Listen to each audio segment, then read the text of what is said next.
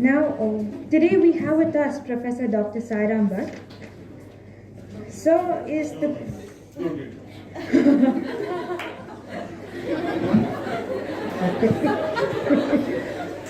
I am very conscious of the fact that I can't violate your human rights, which is the fundamental right to sleep.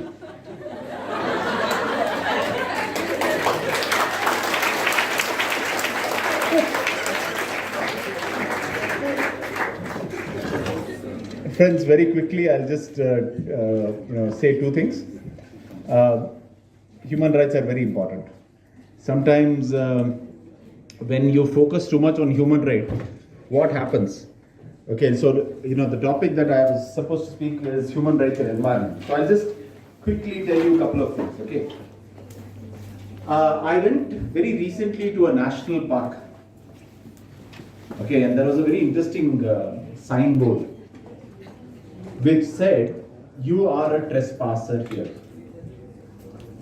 There are no human rights here." Friends, interestingly, human rights vis-a-vis, say, the police, the state, is fine. But when it comes to human rights vis-a-vis animals, who do you think is winning? Who is winning between man and wild? So are human rights getting violated vis-a-vis, say, what we call as human-animal conflicts? Friends, post-COVID, the statistics are there to speak. A lot of human rights are getting violated by animals. Okay. Interestingly, if you note, in some states, a snake bite is considered as a man or human-animal conflict. If you go to certain temples, you'll have a lot of monkeys, all your friends. There may be bigger animals like elephants in the northeast or in other places. So human-animal conflicts have kind of increased for many reasons. For probably reasons of the fact that we have not allowed animals to be in their own nature or in their own environment. So what do animals do? They have to come out. Elephants require at least, for example, some of you go for walking in the evening. Maybe 5 kilometers is the maximum that you'll walk. You know how many kilometers an elephant would like to walk? Healthy elephants. They also like to walk in the evening. The minimum is 15 kilometers. So they have to come out of national parks, and sometimes they may come to places like Coorg or Madikeri in Karnataka. They may actually in one day, let me tell you, destroy a complete plantation just in one night. That's all possible. They can actually cause injury to cattle, livestock, and human beings as well. So this concept of violation of human rights by nature is actually increasing. Let me tell you, just a couple of days back, there was a flash flood in Sikkim. 22 army jawans are missing. Nature is winning. Your human rights are getting violated. Where is the compensation? What kind of right do people have who have lost their lives, property and livelihood due to environmental disasters? Joshimath for that matter. Where is the rehabilitation and resettlement plan? So human rights through environment has a huge dimension. Last. Really the last. You must be thinking, does he mean what he says? Yes.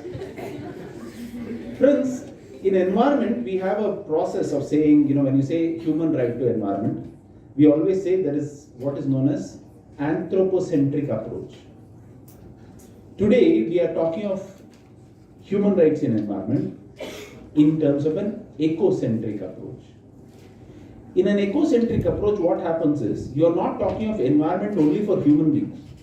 Environment is there for all creatures, species and living beings. Just don't think environment is only for our needs. Environment should support the needs of all such creatures or animals. This is the only planet even they have, not only as what we have. So it is important that you balance the interest of what we call as animal rights. Friends, the Uttarakhand High Court in a case called Mohammed Salim versus the state decided to say that Ganga river can also have rights. They gave legal entity status to nature. In our culture, to be honest friends, nature has always been revered. That is the culture. That's why we used to name these things in the name of God and goddesses.